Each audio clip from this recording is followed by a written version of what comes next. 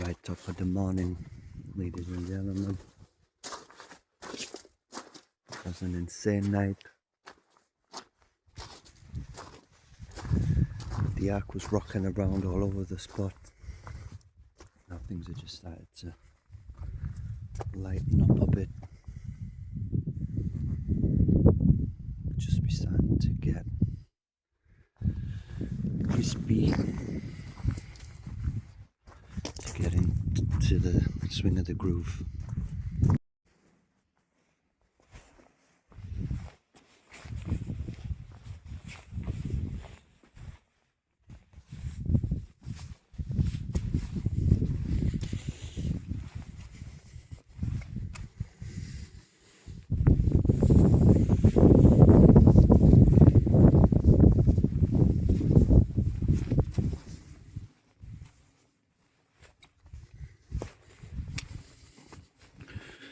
So the loose program is I get up about 2 hours time to recalibrate, meditate, breathe.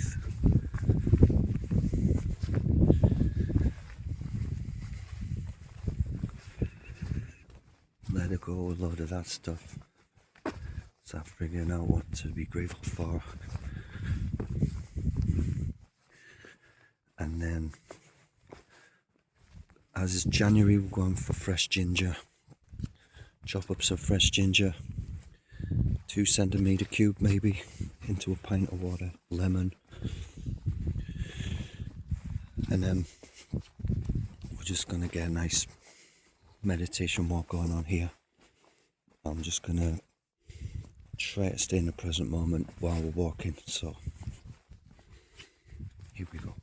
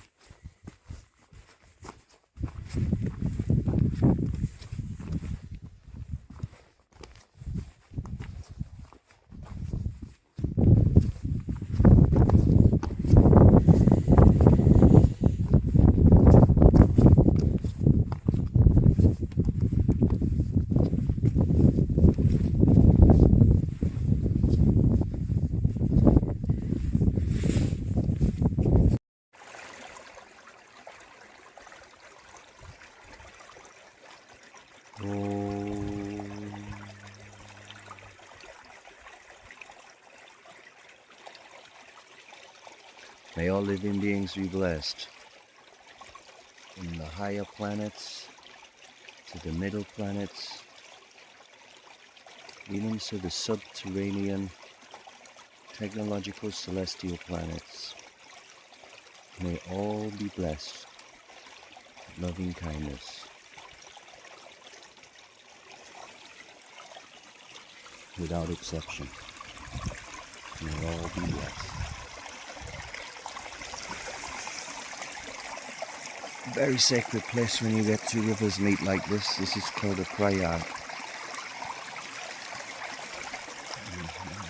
Could even be a Triveni if the next Republic, the 3rd section.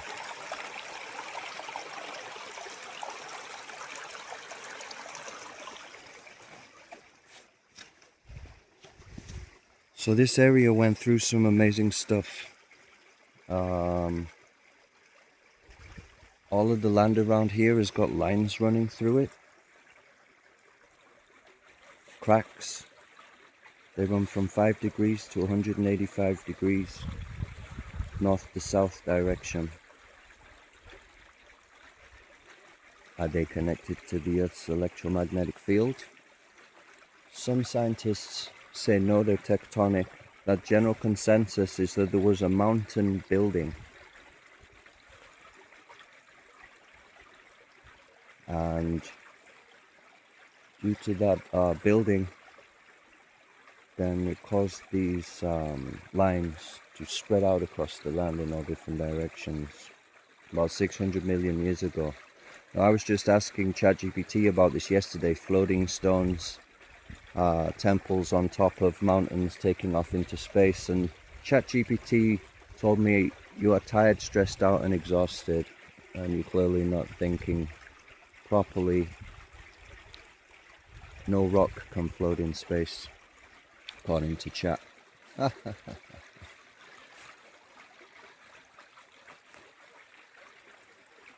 Good one, Chat. Cracking me up.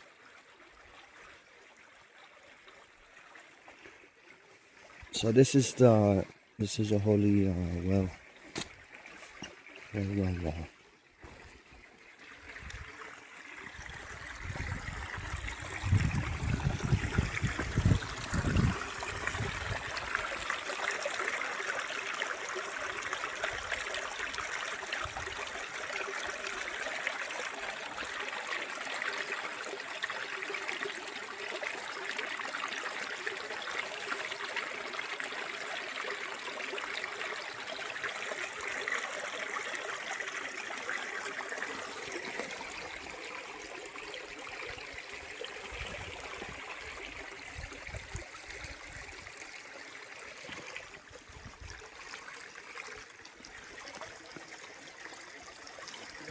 Into the well.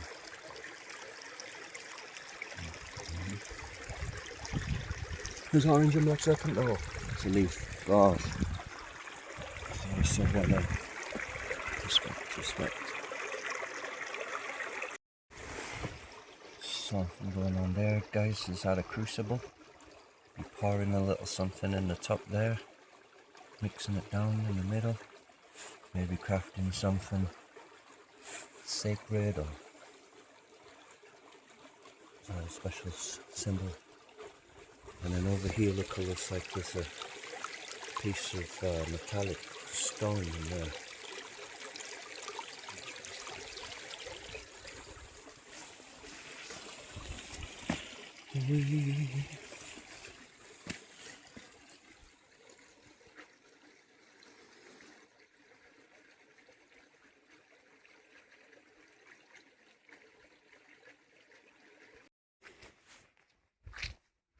So, going from a chilly, damp wake-up thing, waking up to kind of scary, like waking up in a tent that's so full of humidity that it's kind of freaky.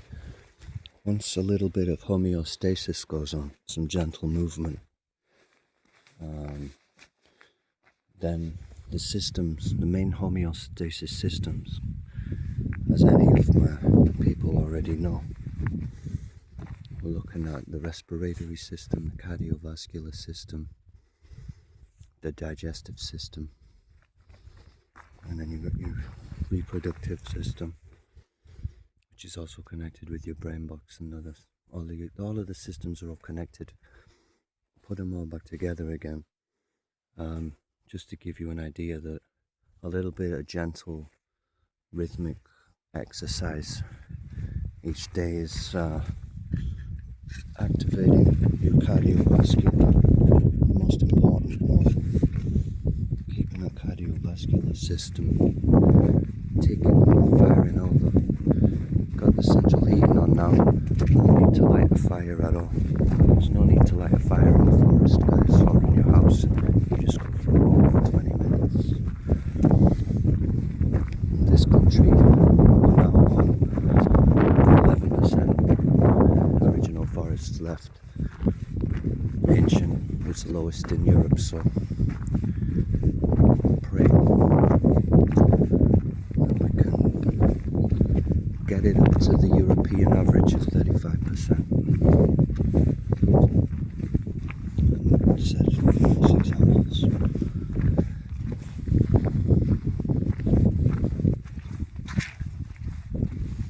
Once again, talking about the cardiovascular and the respiratory system, as you know, the trees are our lungs. And if we're talking about windmills being a problem because birds fly into them, well, must it feel like for those creatures if there's not so many trees around? They've only got 10% of the places to inhabit.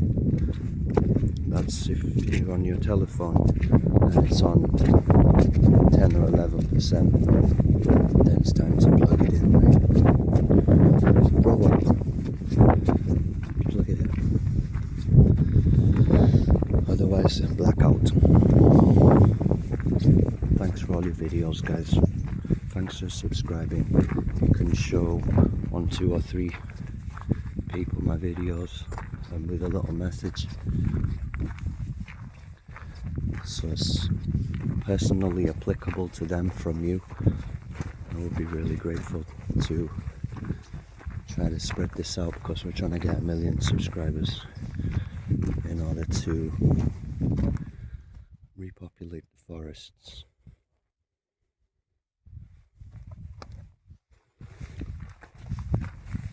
And we want to get some non-sectarian meditation centers with 24 hours a day hot food for anybody from any walk of life to visit or pull them. And it will be non-coercive, no pressure, just friendliness. Welcome. No standing against each other, we'll be sitting beside each other. So here you go, guys. You can see that there's these kind of cracks that are running, and are running north to south, 5 degrees to 185 degrees, according to the what do you call that? Longitude, latitude. So if you compare that with the Earth's magnetic field, which is not at the same angle as the Earth's axis, which is kind of spinning off to one side, apparently. So they say over time that it's acid rain that's opened up these cracks and slowly dissolved through it, slightly acidic rain. So other people are saying that there was a mountain building, and the stress of that mountain building, dare I say, taking off into space with the Boo tribe, caused these stresses as it was flying off. Over to you. So the statistics go, guys, that 100 years ago our country's forests were on 1%. Now, after 100 years, we've got them to 11%. The Irish government predicts in the next 24 years we're going to have them up to 18%. So what it took 100 years to do, they're aiming to do in 24 years by 2050. Now, I'm doing a bit of grounding here and talking about homeostasis. I can tell you that the feet are connected to the brain, mate. Brain freeze. If I stay a nice pop too quick, hopefully it pays off. Some electronics or something.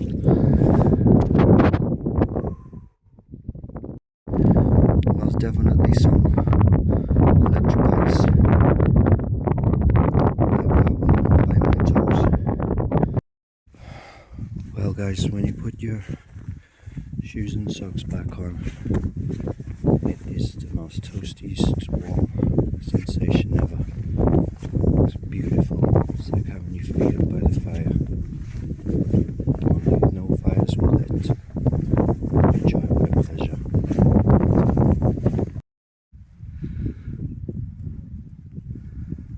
You can see some of the trees are over flooded up, so it was quite a large storm last night.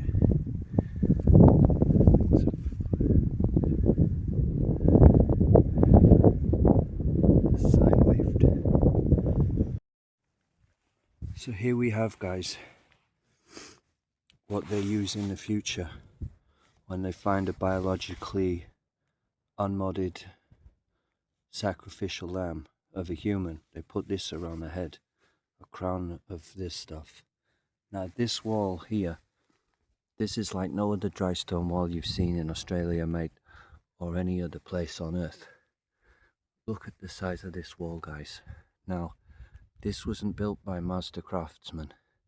You can see that it's a little bit higgledy-piggledy. There's a reason for that, guys. The people, like we've got a lot of protests going on the planet right now. People are protesting various political things, genocides and such. A young student girl is sitting cross-legged with a cardboard sign. She's picked up by force and taken to jail right now in the UK for protesting genocide silently. Taken to jail, and as she tries to fast and make things better in there by fasting instead. So anyway, some people, it's said that they were protesting the Irish famine back in the day. So they were brought out here, and they were made to build these walls for their daily bread, or their you know, cup of slop or whatever it was. So you can still see there's some memorabilia here. We've got the rusty wire right next to some thorns. This is all intentional, guys. This place is a type of outdoor memorial for this type of things that go on. So just look at this, just see how high it is. Look, this is higher than me, guys. This is up here, very big. This whole place is covered in these. Look, and you can see there's another one there, half started. It's just random, you know. Yeah, if you don't like it, go build one just over there. Maybe that was where the elderly people that couldn't stand up anymore had to build another one. Why? Because they were protesting the genocide or famine, mate. There's enough food on this planet for everyone to eat. The only thing that's missing is a shortage of love. There's no shortage of anything. The only thing there's a shortage of is selfless love. And the people that demand the love, where's the love? Why all agreed was what's going on, people starving to death. They had to build this wall, right, so that we could remember their protest and pray for them. So if you can find a few seconds at your desktop now, then feel free to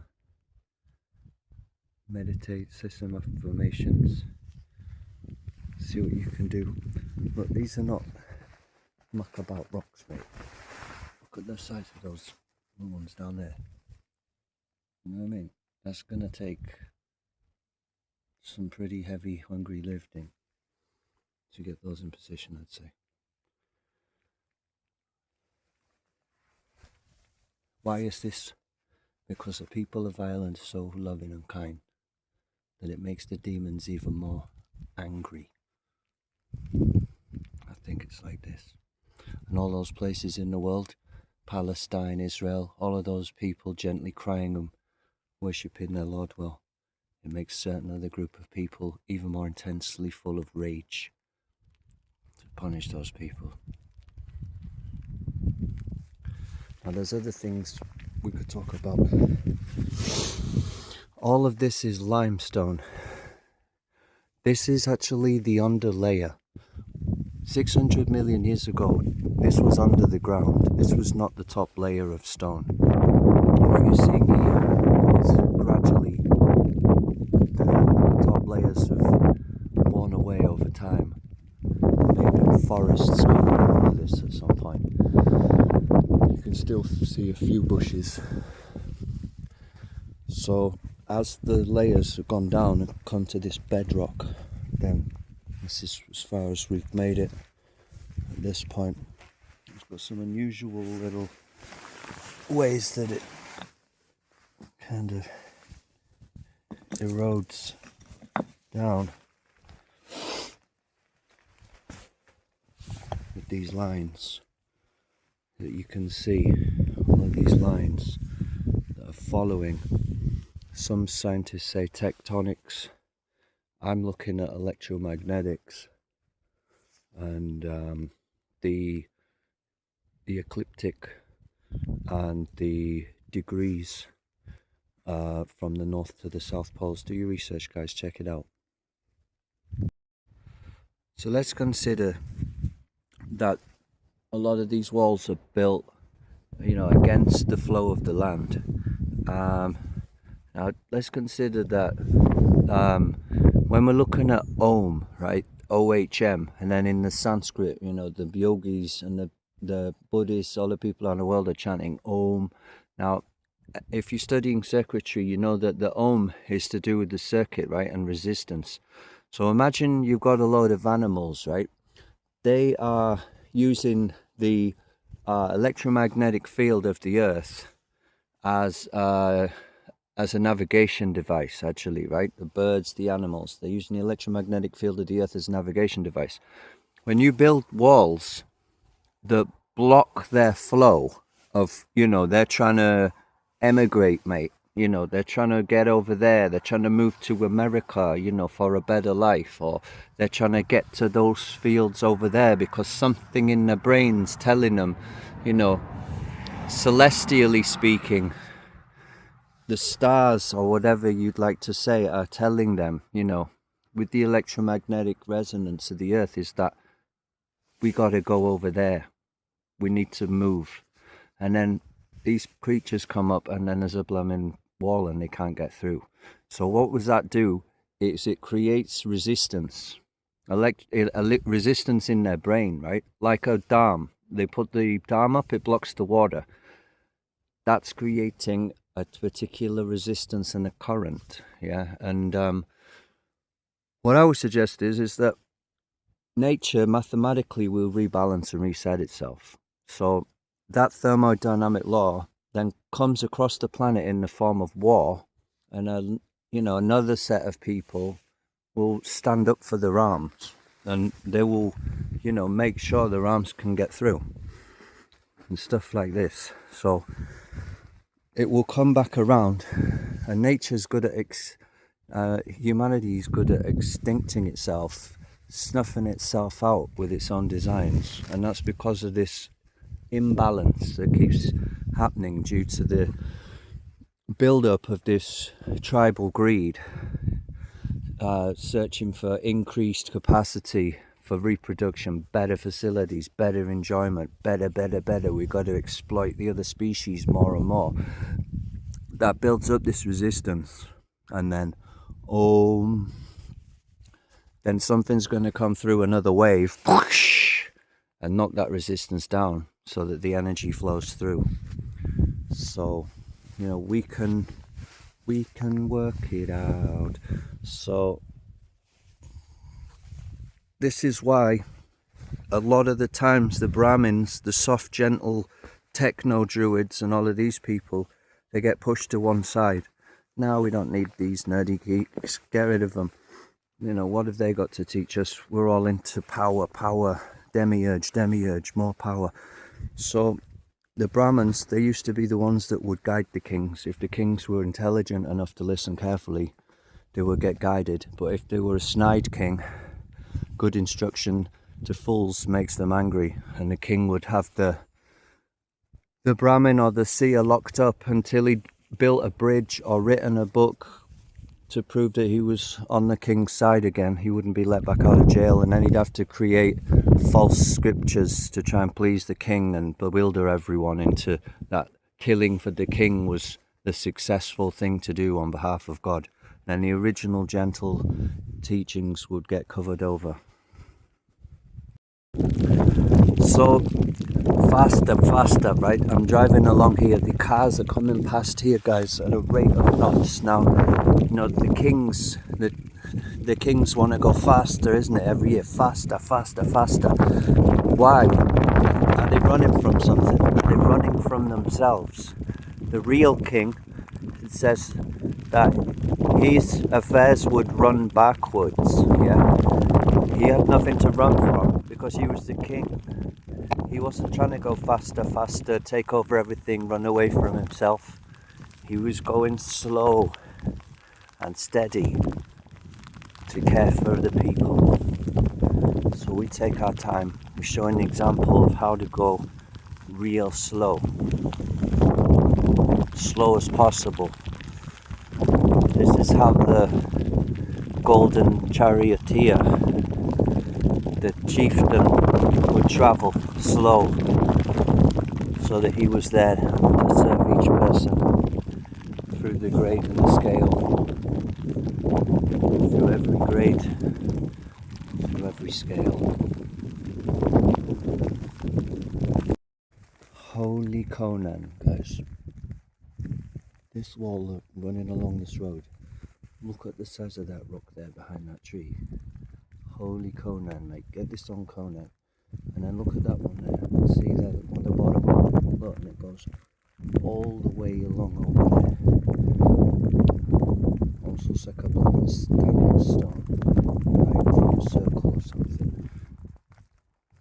What kind of famine protesters were lifting these guys? You know what I mean? What kind of protesters against the famine were putting these into position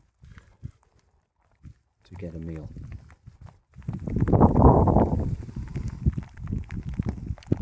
And now the cars go faster and faster. Stolen divinity to fill up the fuel tanks to go faster, faster, faster, running from themselves, running from the decimation of the last remaining 11% forests. We've gone them from 1% to 11% in the last 100 years, guys. What are we running from? I tell myself it's time to slow down and grow up a bit. So here, guys, we could have a beautiful famine protest museum with 24 hours a day hot food available. Cauldrons never grow cold here, and get it right this time. No charge, only donations without any request, no coercion, no forceful philosophies, nothing.